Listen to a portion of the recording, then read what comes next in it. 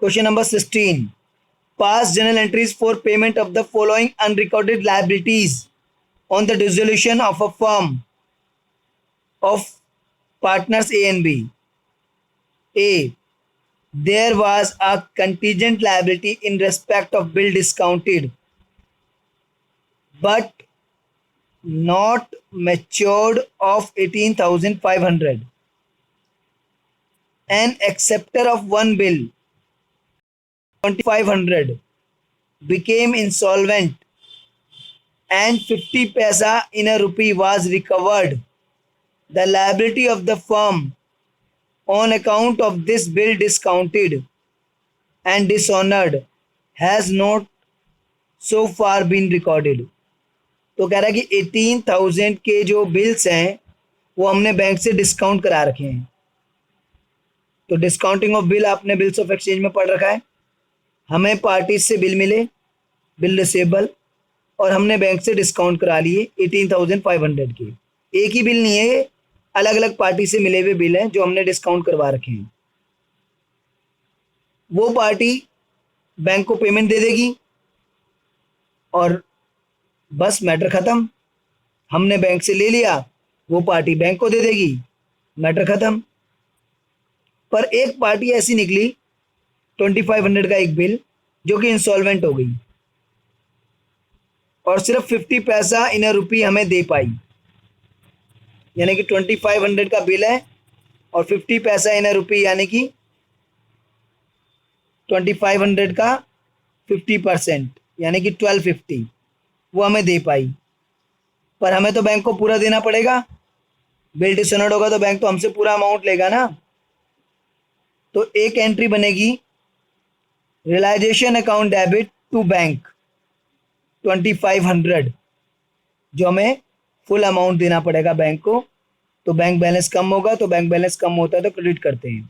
Realisation to bank 2,500 और 1,250 हमें उस पार्टी से मिला है क्योंकि वो इंसॉल्वेंट हो गई, उसने 50% दिया है तो पैसा मिल रहा है. तो bank account debit to realisation account 1,250. तो बैंक को हमने 2,500 दिया और हमें मिला 1,250. ये इसकी दो एंट्री होंगी. नेक्स्ट है B. There was a contingent liability in respect of a claim for damages 75,000. Such liability was settled for 50,000 and paid by the partner A.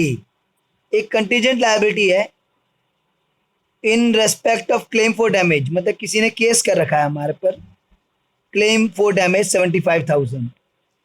तो अगर हम वो केस हार गए तो हमें देना पड़ेगा और जीत गए तो नहीं देना पड़ेगा. तो this is a contingent liability जो फ्यूचर पे डिपेंड कर रही है. कंटीजेंट लायबिलिटी आपको पता ही है, हमने बुक्स में दिखा नहीं रखी होती है और वैसे भी क्वेश्चन में ऊपर लिखा हुआ है कि अनरिकॉर्डेड लायबिलिटीज हैं ये. तो 75,000 की एक कंटीजेंट लायबिलिटी थी और वो लायबिलिटी जो है, अब हम फॉर्म बंद कर रहे हैं तो हम केस को आउट ऑफ कोर्ट सेटल कर दिया हमने 50,000 में और वो अमाउंट ए ने पे करी है. तो पार्टनर पे कर रहा है लायबिलिटी तो उसकी कैपिटल बढ़ जाएगी क्योंकि बाद में फर्म उसको एक्स्ट्रा पे करेगी और कैपिटल बढ़ती तो क्रेडिट. तो एंट्री बनेगी realisation account debit to S capital account 50,000. 75 से कोई मतलब नहीं है, वो तो अनरिकॉर्डेड लायबिलिटी है, जितने मर्जी की हो. हम सेटल तो 50 में कर रहे हैं ना, और पार्टनर दे रहा है तो पार्टनर की कैपिटल में हमें बढ़ाना पड़ेगा. तो realisation account debit to S capital account 50,000. C part.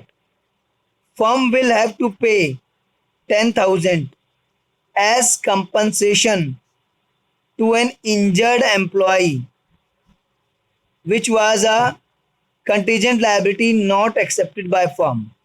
वही मतलब अनरिकॉर्डेड कंटीजेंट लायबिलिटी फर्म ने एक्सेप्ट नहीं की थी, अनरिकॉर्डेड लायबिलिटी थी. अब फर्म को जो है 10,000 देना पड़ा इंजर्ड एम्प्लॉय को कंपनसेशन. तो पेमेंट हो रही है तो बैंक क्रेडिट होगा. तो realisation account debit to bank account 10,000 rupees. Next, rupees 5,000 for damages claimed by a customer has been disputed by the firm. वही एक कस्टमर ने 5000 डैमेज के मांगे थे, हमने नहीं माने, बाद में 70% पे हमने जो है उसको सेटल कर दिया। तो 5000 का 70% 3500 में हम सेटल कर रहे हैं। तो realisation account debit to bank account, क्योंकि पेमेंट हो रही है तो क्रेडिट होगा बैंक, तो डेबिट रियलाइजेशन हो जाएगा। तो realisation account debit to bank account 3500